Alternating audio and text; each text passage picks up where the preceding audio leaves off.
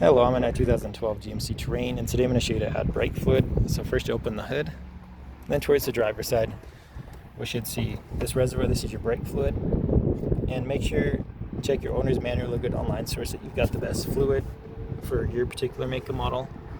And on the side we see a max mark and a minimum mark below that, so you do want a little bit of air gap so don't fill completely to the top. When you're ready, just unscrew this, and then either straight from your liquid jug or with a funnel, just add as needed till you're around that max mark.